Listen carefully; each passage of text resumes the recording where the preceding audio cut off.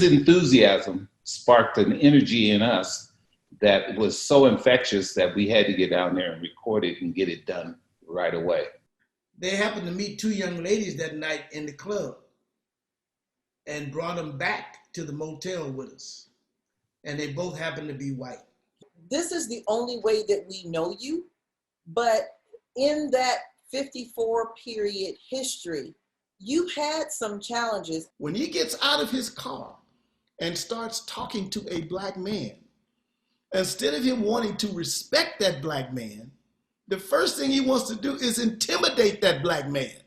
So he tells him, get on the ground, spread eagle. Every black man in America know what that is.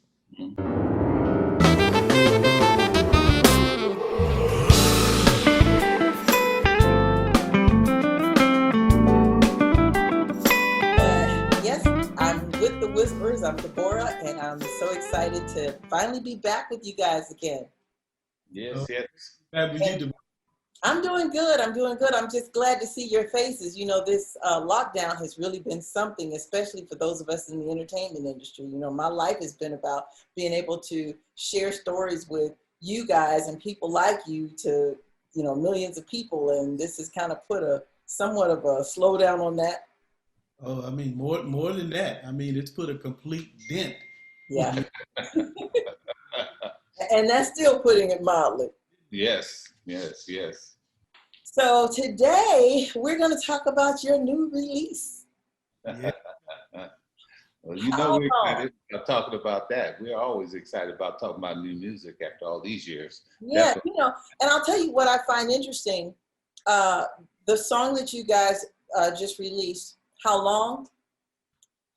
And feel free to jump in on any of this, but if I'm not mistaken, years ago when R&B music was really taking the chart in terms of classic, you know, soul, like what you guys do, there was a lot of dissension in some camps as some groups started to record social music about social injustice. Yeah. And, you know, where a lot of times the labels and executives and producers just wanted them to keep singing the love songs. But, you know, these were Black people who were going through a lot of the same struggles that people who hadn't made it to the top or who weren't entertainment, but because their skin was Black, they were still encountering those same struggles. And there was a lot of controversy and challenges just in being able to produce that kind of music. Well, you know what, Debórah, what I remember about that most is the thing that I hate the most about record labels. You know, for a long time, we wanted to do a gospel album. And of course, you know this. I feel funny because the audience you know all about the Whispers. I mean, we've talked intimately about all kinds of subjects. But that's okay. It's still always fresh and new. Exactly. But I remember us desperately wanting to do a gospel album. And the record label told us, guys, you know, we want to do a gospel album, but right now we got to do what's making money. You got hits, and the beat goes on, is rocking. So we're going to have to put the gospel album till later.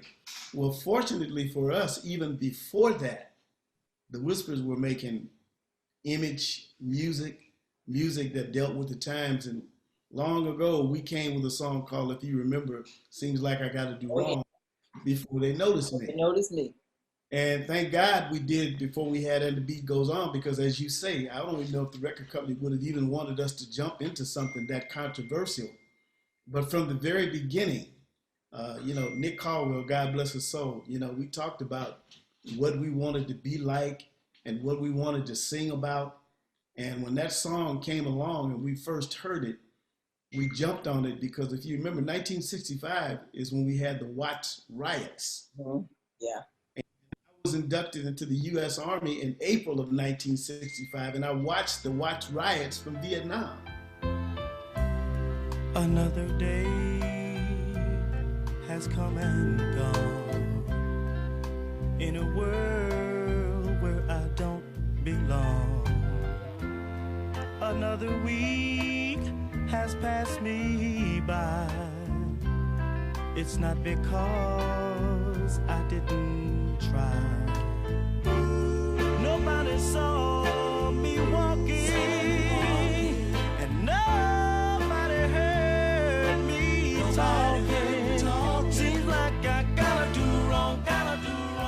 But I remember asking myself, you know, if you remember, we saw black people carrying furniture out of furniture stores and televisions. But that was 40 years ago. And here we go, fast forward, Yeah. 40 years later, and we doing, it's the same thing happening with black people being mistreated. Same. You know what I'm saying, Debórah? The only difference is now the whole world, because of this lockdown, couldn't close their eyes to what was going on. It was caught on video and you couldn't ignore it. And it's a shame that we owe that kind of debt of gratitude to George Floyd. You know, it's just Absolutely unbelievable. You know, I want to mention something too. As you mentioned, seems like I got to do right, or it seems like I got to do wrong. And we've had discussions before about that being, you know, your social injustice song. But I kind of think you also have another one, and that is Olivia. When you really think about it, Lost and Turned Out. Yes. I wrote some of the lyrics down just to kind of remind myself. She's spending most of her time walking the streets. She's got a certain quota to fill. Yeah. He wants to buy, and then a new Seville. She's spending most of her time walking the streets. She has a certain quota to fill. He wants to buy a new Seville. Olivia the slave got distracted on her way. But you know what? In today's society, we would refer to that as human trafficking. That's exactly right. But Yeah. but it's still even though it's an older song, it's still the message still resonates. It's still real and needed today. And so when you guys decided to do How Long, I was just blown away because, you know, of course I'm in love with all the love music. But this was, you know, all of us are feeling something. And so I guess this was one of those moments where you couldn't hold back. Yeah, I remember Scotty. Well, you can tell him the story. Scotty was the first one that heard this song, and it was sent to him by Magic, who you know very well, was our bass player. Yeah. So, Scotty, you got to tell him the story.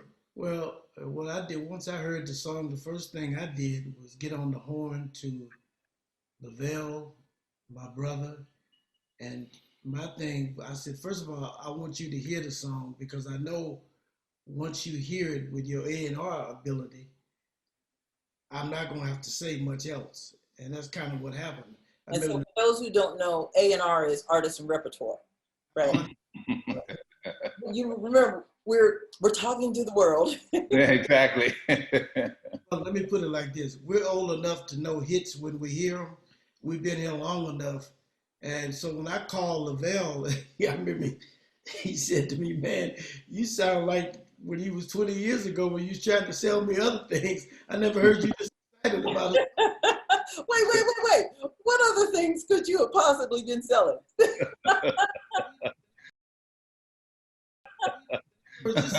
I normally never do this, number one, but the reason why I was so adamant with Lavelle is because him being in Las Vegas, I knew we had to get him down here. And I was trying to let him know, man. Down here meaning Los Angeles. We're in Los Angeles. Lavelle is in Las Vegas. And we were needing to get him to Los Angeles. And I was explaining to him, this is one time we got to have, I call it the Ferrari top. Meaning, let me explain that. We needed the top that he sings for the Whispers had to be on this record. You know, sometimes I would do it because for convenience, but on this one, I said, no, you got to be here, brother. And he said, I will come, but I'm not getting on no plane. I heard that. So when the pandemic first started, it really started in March, but we were in the middle of the pandemic. And Lavelle said, I'm not getting on no plane, I'll drive. And so we record this song in Scotty's garage. We did convince him to fly, he and Harmony, from Atlanta. They had to fly, they couldn't drive. First of all, let's go back a little bit further. This song was written, Debórah, in 1983. Magic wrote this song in 1983, again, with a message oriented, talking about how long is it going to take for us to realize that if we just love each other a little bit more, that's what this song basically was about. But we had to get it done. And of course, in April, if you remember, everybody was wearing masks. Mm-hmm. So we got Lavelle. Lavelle drove down here in his mask, and he came to Scotty's house. We were all sitting up in the house with masks on. We got Magic here from Atlanta. He had his mask, came in harmony. And the actual song for the parts and the lead in the background was done in the garage. So that meant, But not in masks, were they? you go out to the garage in your mask. Uh-huh. Say, put the mic up, take your mask off, part, put on. Put that mask back on. Oh my goodness. And the same thing I did, the same thing Scotty did. But because of the urgency, we wanted to take advantage. You know what? We were all set, as you say, Debórah, to come with a typical whisper song. We had a love song written by Grady, who you know very, very well, that we were coming with as a single.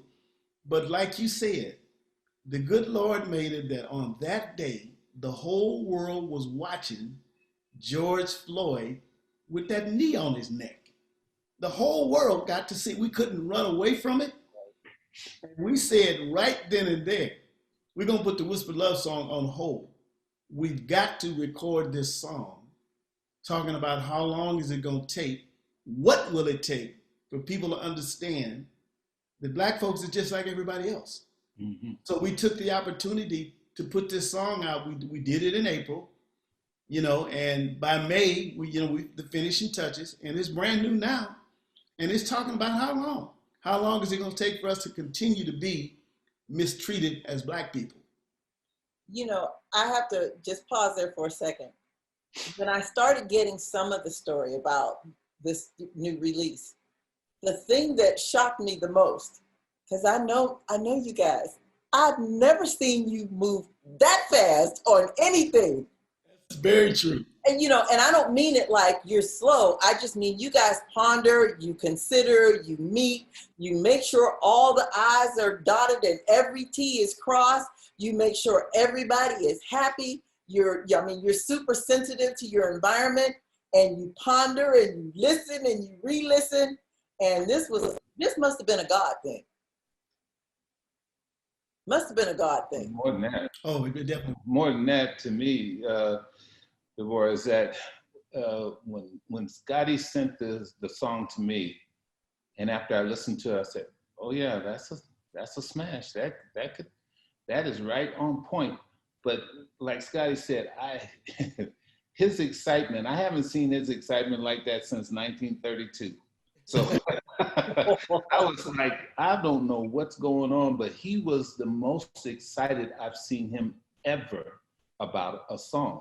So just from that standpoint, being who we are as a group, I said, if he's feeling this strong about the song, I don't care what it sounds like. I'm coming just on GP because he really wants to record this and get this out, because we've done things like, when we had the Vietnam War came out, we did a song for the war, and then the war ended before we could get it out. So this time I didn't want that to happen. I wanted the message to be in the middle of, what was going on. So yeah, he's right.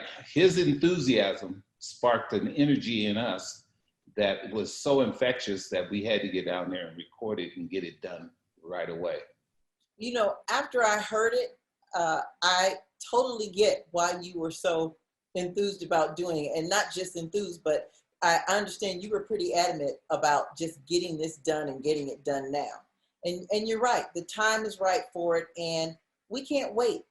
So to that point, I want to talk a little bit about your history, especially for people who just don't know. You guys are the Whispers. You've had chart-topping records for over 50 years. What is it, 56 years now? 54. 54? Okay, I gave you two. But yeah. 54 years, you've had chart-topping songs that are just loved and celebrated literally all over the world. you know, a lot of times we say around the world, but no, literally every continent on the planet celebrates the Whispers music. And, you know, so this is the only way that we know you. But in that 54 period history, you had some challenges. And if I can even maybe cite one that I know about, just to kind of make it real to people, that the things that you all went through back then, you know, you can totally relate to what's going on now. You had I don't remember what state you were in, but I'm sure it was a southern state, I believe. And you ended up, was it in Johnny Cash's studio? Nashville, Tennessee. Okay, so you want to share that story? You had I don't remember what state you were in, but I'm sure it was a southern state, I believe. And you ended up, was it in Johnny Cash's studio? Nashville, Tennessee. Okay, so you want to share that story? Oh man, what a story. Yeah. Well, when we got into town, well, let me go back. When we got into town, there had been a young black boy killed before we even got there. So there was a high intensity going on. There was nervousness everywhere.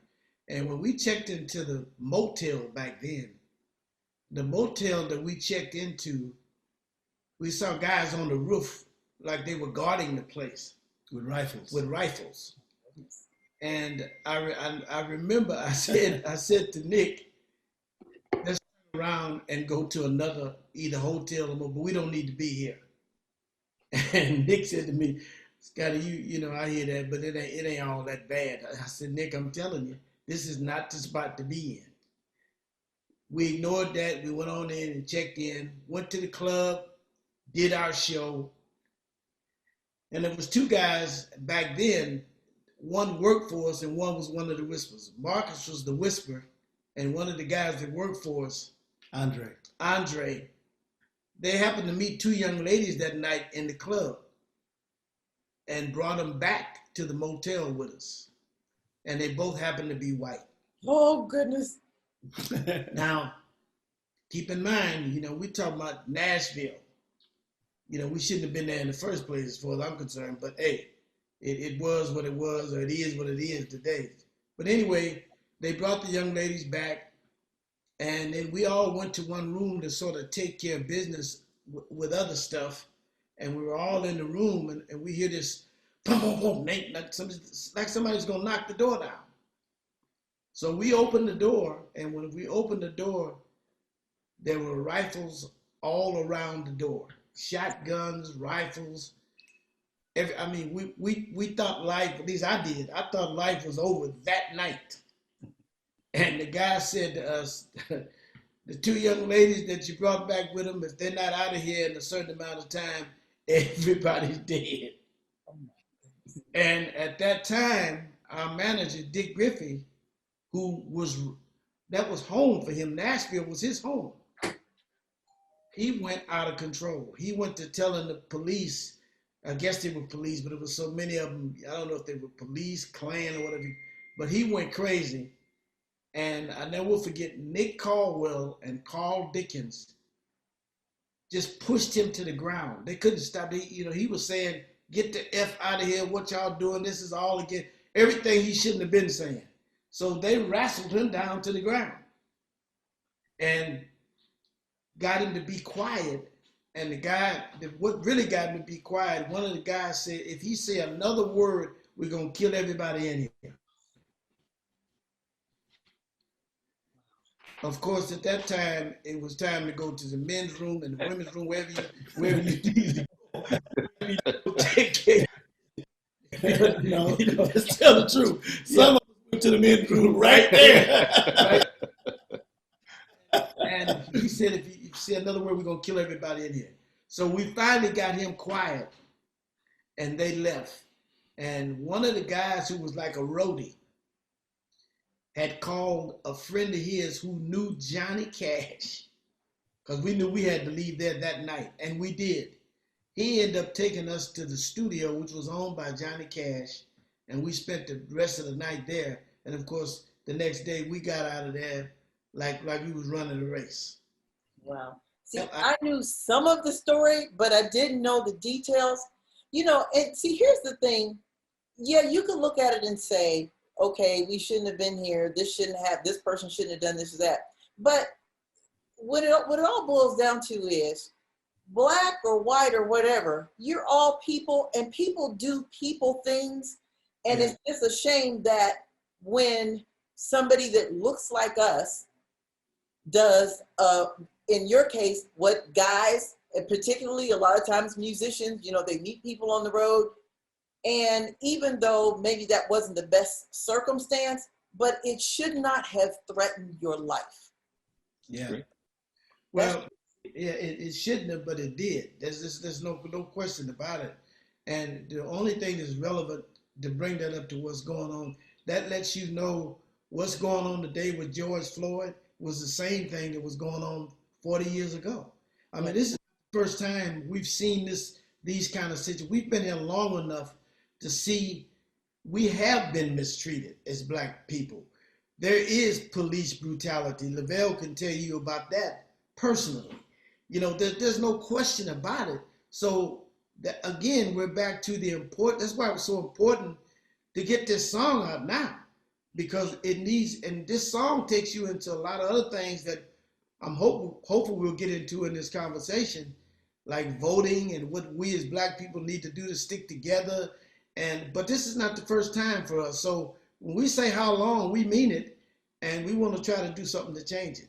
And like I said, Lavelle can give you some situations that he went through as a black man that shows you this has been around a long, long time. Yeah, right there in good old Los Angeles. That wasn't Oh, LA. I'm listening, Lavelle. Well, I mean, back in the day, we're, like any guy, when you become successful, you be able to experience some of your dreams. And some of my dreams, as you probably already know, because you know me, I'm a car guy. So I'm always going to have some sort of car, because that's who I am. And at that time, when we became successful, I said, oh man, I'm going to get me a Porsche. I got to have me a Porsche. So I went out and bought me a Porsche, but I didn't realize how much hell driving that Porsche in LA was going to cause me. I went out and bought me a Porsche, but I didn't realize how much hell driving that Porsche in LA was going to cause me. I tell people today, I got stopped 14 times in 1 month in that Porsche.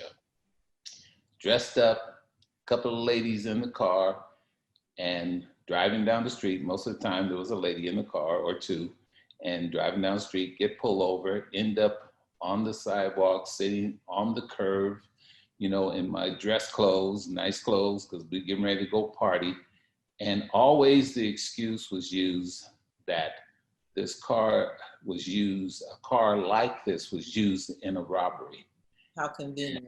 Yeah, so I'm like, who the hell uses a Porsche 911 to rob someplace? And where are you gonna put the stuff?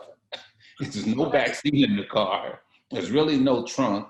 So, so I had to go to the NAACP, where my mother did, and she contacted them, and they contacted the police precinct that I lived in, district I lived in, and let them know, if there's one more stop for Lavelle Degree, who's one of those successful singing groups, the Whispers, we are going to sue you, because you have a written documentation, because they have to do a police report, that he is driving this car. You know what car it is. If you stop him one more time, you're gonna have a lawsuit that's gonna just blow you away, because this is totally ridiculous.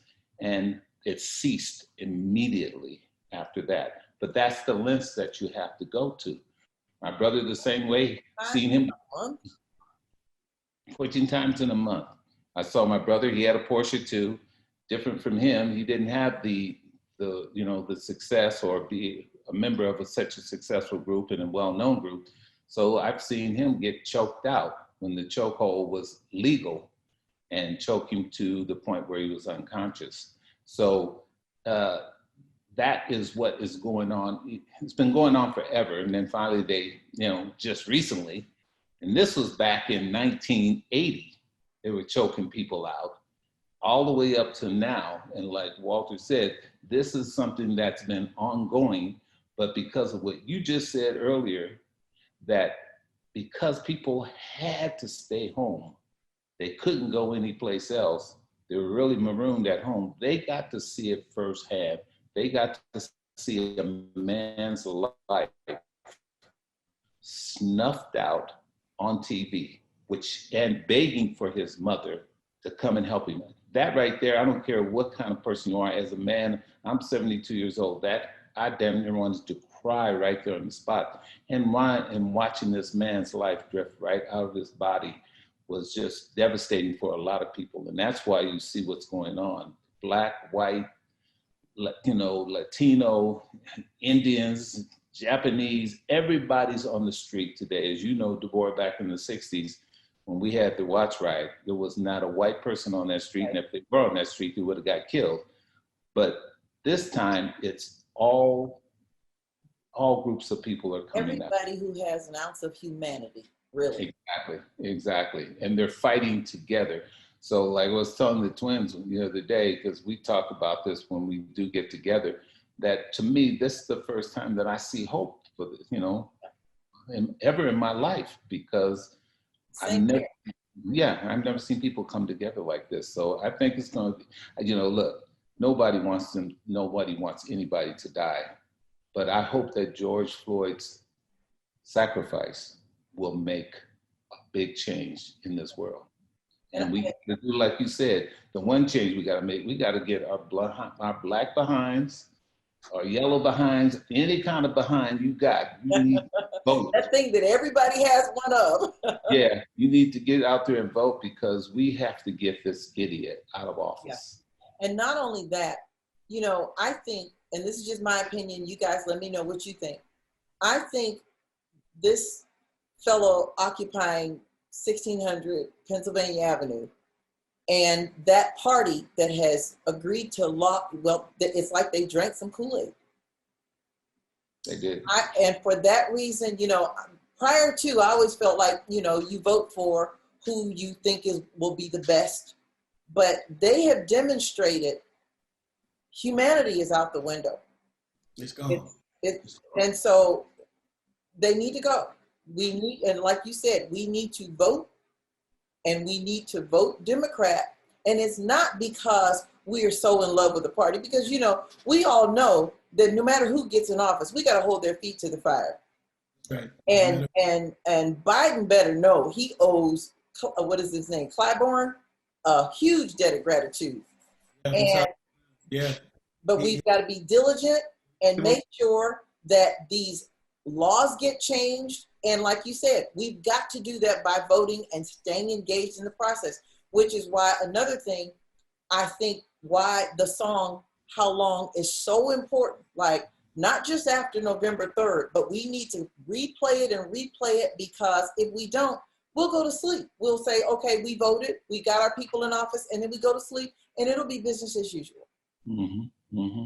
Debórah, it's funny that you say that, because like I said earlier, everybody in our organization. So let's refer to Mike now, our manager, who you know very well, white Jewish guy.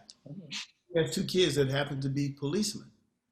And when Scotty played this song for me, the first thing we always do is listen to the lyrics. Mm-hmm. I know that. First verse simply said, how long are we going to argue? How long are we going to fight? How long is it going to take us to change the wrong to right? From that point on, I told Scotty, you can shut it down. I don't have to hear no more, because that lyric has said exactly what I wanted to say. And the reason I refer to Mike is that when Lavelle talked about everybody being at home looking, Mike said the same thing. Now, here, Mike well. I don't view him as no racist. Mm-hmm. But what I tried to explain to Mike, as I did a lot of my white friends, you are complicit in racism without even knowing it. Right. He didn't want to hear that, because he couldn't. White privilege. Know me. I'm not. I said, Mike, let me explain something to you. What Lavelle just explained, just because we don't talk about it. Mike lived in the Jewish section of Los Angeles. He wasn't in South Central when Lavelle was being stopped. So he had no idea of what takes place when a policeman stops a black man, because we don't talk about it. Mike didn't, when you stopped by the police, Lavelle told you he was stopped because he was driving a Porsche. Me and Scotty, I've been stopped. And they made the excuse, we thought your back light was out, now it's working. That's the other one, yeah. Explain to Mike is that transition that takes place between a white policeman that comes from an area where he knows nothing about black people, when he gets out of his car and starts talking to a black man, instead of him wanting to respect that black man, the first thing he wants to do is intimidate that black man. So he tells him, get on the ground, spread eagle. Every black man in America know what that is. Mm-hmm. No matter how much money you got, how much, whatever degree you might have, when you stop by the police, all of that goes out the window. No matter how much money you got, how much, whatever degree you might have, when you stop by the police, all of that goes out the window. Sure. So I tried to explain this to Mike, and he said, you know what? Well, I never understood that. And the reason is that when he was watching George Floyd, he kept asking the question, why don't you take his knee off his neck? I said, Mike, what I've been trying to tell you, they got it on film now, but that's been happening for 50 years. You know that, Debórah, your husband, me, all of us, we've all gone through that. So this song, when it said, how long are we going to continue to do this? And the part that I like about this song more than ever is that the answer to this is what we've always sung about, is love.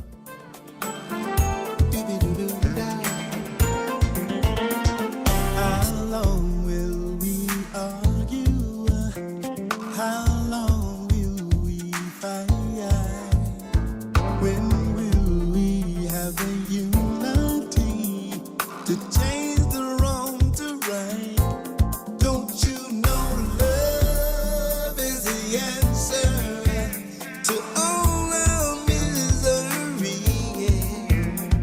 Won't you take my hand today? Tomorrow we'll be free.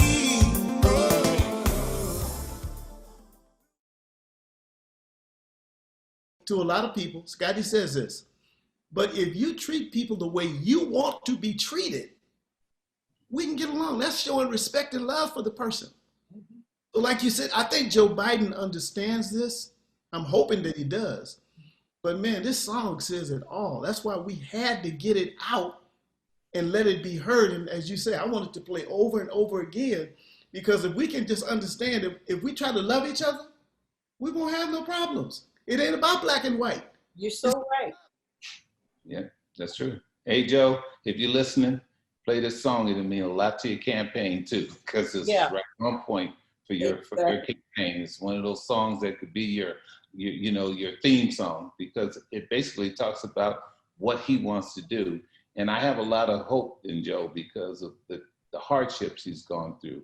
When I heard the other day that he actually gives his personal phone number out for people to call, he's called people when they've had tragedy. I think he understands basically, he's got humanity in him, you know, he's humble as all get out. So to me, I think that we're headed in the right direction, but I'm always still afraid that at the last minute, our people, because I hear it all the time with people, well, you know, I don't like either one of them, so I'm not going to vote. I'm like, don't even talk to me. I think they're changing their tune a little bit now, because they recognize what happened when they made that choice in the last election. You cannot, you just can't. And then, you know, too many people who look like us have died for us to have that opportunity and privilege and right to vote. I want to ask you guys about something else in regard to what you just explained about the police intimidation and brutality. Can you, and this might be a little touchy, can you describe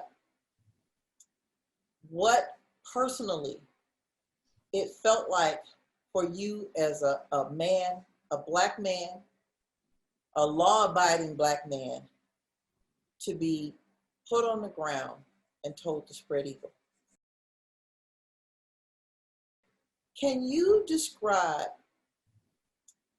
what personally it felt like for you as a man, a Black man, a law-abiding Black man, to be put on the ground and told to spread eagle. What does that do to you when those moments took place? What does that do to you inside? Well, for me, I'd say it made me feel, when I was humiliated, one, I felt I actually felt I was trash because I'm laying on the ground besides trash. You know, I'm right there in the gutter, laying in the gutter, and there's trash all around me. So that's as much as you thought about me, is that let's put him on the ground. He ain't nothing but trash. You know, so for me, it was just the most, and to be helpless when you take and make me feel like I'm a child and I have no recourse whatsoever, because at the time that I was put on the ground, there was no cameras, there was no cell phone, there was no way to show that I was treated unjustly. So I had to submit, and it almost felt like I was a slave. You know, I was going back to the slavery days. Now I know how slavery felt, because I mean, I can't fully know how slavery felt, but it gave me a glimpse into what they may have felt, because You're totally powerless. Totally powerless, and constantly worrying if I'm going to get shot, or I'm going to wind up getting kicked in the head, or I'm going to wind up getting punched, because nobody's there to witness, to see this, and there to help me if that happens. Because at that point in life, policemen were always right, because the judge would look at it like, well, what did you do? Well, I didn't do anything. Well, why would he do that? You know, why would our sworn officer punch you in the head or stomp you in the head or throw you on the ground? You must have done something wrong. Well, no, we didn't. But now with these cameras, with these cell phones, now people are getting to see it real time. And I'm just so happy about that, because when I get pulled over now, and it could be for a traffic stop, if Tracy's in the car, I'm like, pull your camera out and start filming this, you know? And of course they don't like it, but they can't say anything about it, because I want it documented. You kill me, it's gonna be documented. And so for a Black man to leave his house, when I leave my house at night, to be worried about the fact that I don't know if I'm coming back because of a police stop. When I see red lights and sirens, or see red lights on my car pulling me over for a simple traffic stop, immediate fear goes into me. But the only thing that gives me comfort is I'm gonna pull out that camera and I'm gonna film every bit of our encounter. So I'm just feel blessed that now we have cell phones to prove what we've been saying for years. Well, here let me add on to just to let most Black men in particular know that you're not quite out the woods yet, because the video of Rodney King tells me that even cameras don't. You know, that was the best evidence I ever seen of a man his brains being beat out, was Rodney King. And they found a legal way to say that was okay. So even the cameras, but at least it's better to have the camera than not have it. But you hit on two things that I want to say to cut it down right and put it on Front Street. Black men, even today, when you leave home, you're not guaranteed to get back. That's true. 2020. You might get back and you might not. So for those of you who know any little bit, I'm not a Bible expert by any means, but one word in there I do know. His name is Satan. That's his brother in the White House. Satan. You know a tree by its fruit. Yeah, I'm telling you, you got Satan in a suit, and that little red tie that he wears, that's Satan in a suit. If you need a reason to go vote, if nothing but for that, go vote like your life depends on it, because it absolutely does. It does.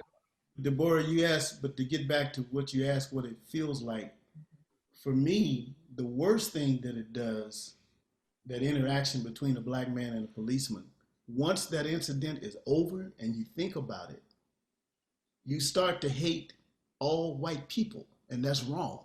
That's wrong, yeah. I tried to explain to Mike. When you have someone that breaks you down, as Lavelle said, he breaks it down. Spread eagle means that you have all the power. I'm no longer a man. You no longer respect me. You just do what I tell you to do. When an incident like that happens to a black man who has a family, who has a job, who has children that look up to him, when he thinks back on that, he starts to hate every black and white car, all white people. Now, all white people are not racist, but that's what that one incident does to you. And that's why I'm so glad that back in the 60s, we didn't have a cell phone. But today, our young people, like Lavelle said, you can no longer do that. So I've come a long way because I went to Vietnam and I was supposed to be over there fighting the Viet Cong.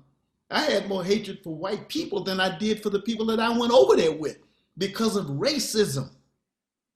But today, thank God, we got cell phones that can picture everything that you do. You can no longer run and hide.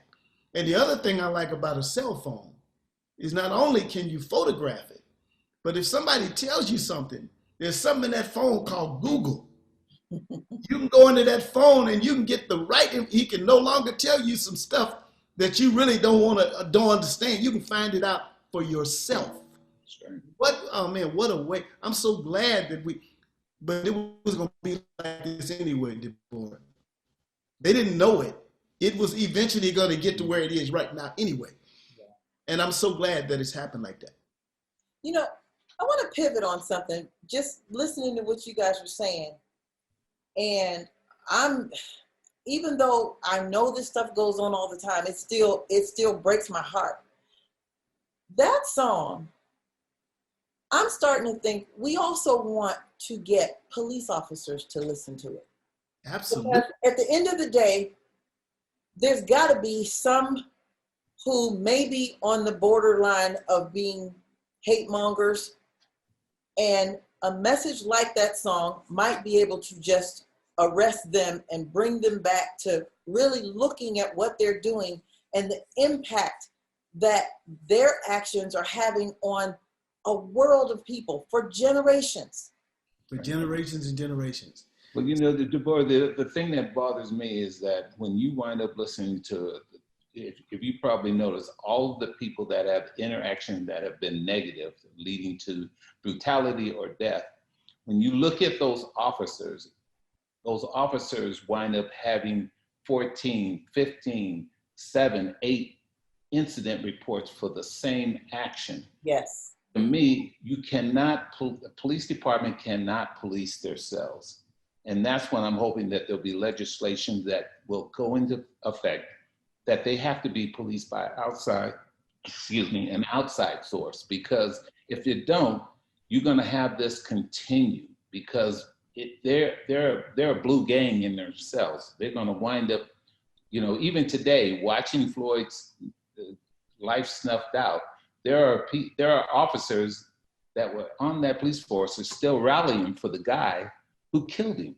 Yeah. So that gives you an indication that this code of blue is got to be broken up, because as long as you have that going on, it's not gonna, this stuff is not gonna change, you know, because they, even after the killing of Floyd and the things that they did after that by killing the other gentleman, you know, that was asleep in a fast food restaurant, you know, and they shot him in the back. And you would think that the light would have come on with them and said, "Oh, wait a minute, we're being scrutinized now to kill this man, running away from him, no threat whatsoever." So it gives you there's racism in the police department, and that's what we have to root out. I'm not saying I'm never going to say all policemen are bad, because I have some police friends that are great guys, and they're white and black, but for those that are don't take that long to root out the bad guy. Don't sit there and, exactly, he needs to go. You know, this guy had 15 incidents for police brutality. And they wait until somebody gets killed. Yeah. All the handwriting is on the wall. He's already shot 2 people before he killed Floyd. So if that don't tell you something's wrong with the police department and them policing themselves, then we're always going to have this problem. And I think now that, you know, that this stuff has come to light, I think there's going to be legislation that will take care of that, and that's the only way we're going to be able to deal with it. Well, I am incredibly proud of what you guys have done. Like I said, the song is not just beautiful music, but it has, like you said, Scotty and Walter, such a powerful message, such a timely message. And it also, you know, it's very contemporary, and it transcends demographics, it transcends times, you know, not just old school, but contemporary style. All of that's there, and it's right on time. And I do think that we should try to encourage some police officers to listen to the song too. Yeah.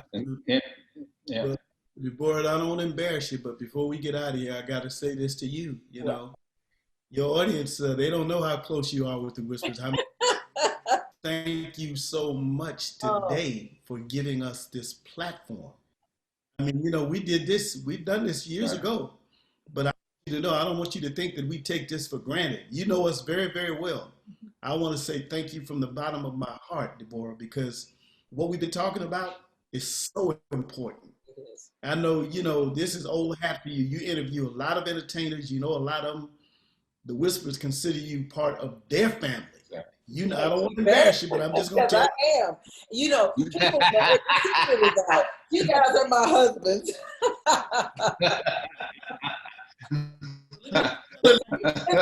Yeah, because I was driving around in Vegas with 2 wives in my car when Debórah came here to rehearse for her Australian tour. Yeah. We were hanging out and everything, but I wanted to, and I know people don't know, Debórah is a hell of a singer too. So she was out there doing her Three Supreme thing herself. That was definitely just a new kind of experience. And let me say this real quick too. That trip, I always had a lot of respect for you guys. You know that, and I also have always had a lot of respect for entertainers and people who, you know, will hop on a plane, go around the world, across the country, wherever you have to, living out of suitcases. But that took it to a whole nother level because I'm like, every day, I'm like, oh my goodness, another plane, another bus ride, another bed ride, another hotel. Oh my goodness, another foreign meal.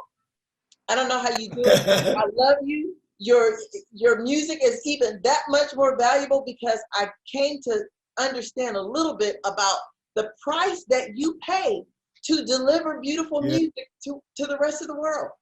You guys pay a price. You know, you make it look easy, but I'm here to tell you that's work. Well, my question to you, Debórah, you gonna go out on tour again or what? Or that was just an experience? Hey, well, you gonna go slide over and let a sister in?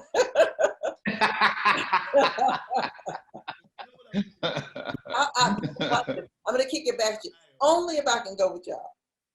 Oh, okay.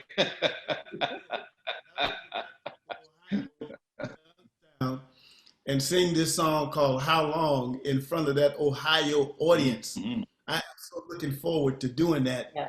And I know you're going to be right there, Debórah. That's what I'm looking forward to. You know it. In fact, I'm looking forward to really doing some creative things with you guys, and like this song, and I know something about the one that's about to be released too. Oh, it's just, let me just say to the world, the Whispers are still producing beautiful music.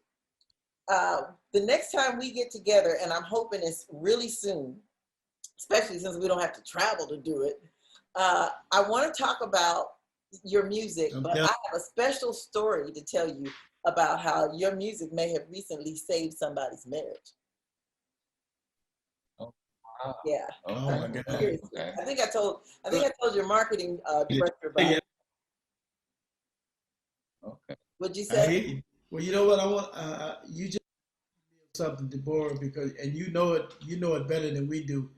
But we should absolutely acknowledge the brother that brought this song about, Magic Mendez. He's a young brother. He plays bass for the Whispers in our band. He's really the one that wrote, produced, arranged, and did everything but the vocals too, really, on this song. So we want to send props out to him. Oh, Magic, yeah, keep on absolutely. doing what you do. Magic Absolutely. is the best. Magic, he's He's Yes, the bomb. he's awesome. He is the bomb. Well, this was wonderful. So once again, thank you for letting us do this, Deborah. It means everything. Definitely. Well, no, look, truly, the thanks is all mine. You guys are the best, and I'm just honored to be in your company. So, watch this. Hey, Lavelle, watch this. Hey, Scotty and Walter, give each other a big hug from me.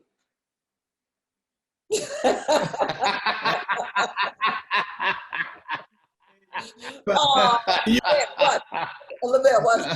Give him a little smooch. That's the first time I've seen that. No, that ain't gonna happen. Now you know that. I'm pushing it, right? I'm pushing it. I couldn't resist. You know, every time we get together, we got to do something different. So that's it. So I love you guys. We'll be in touch really soon because we got to do part 2. There's so much more to share. Hugs and kisses. Mwah. That's it. That's it with Debórah and the Whispers for now. All right. Bye-bye. Bye-bye.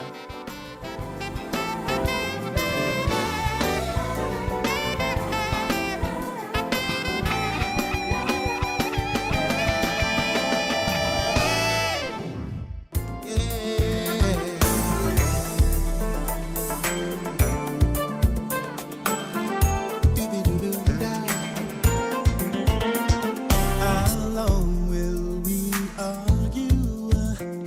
How long will we fight? When will we have the unity to change the wrong to right? Don't you know love is the answer?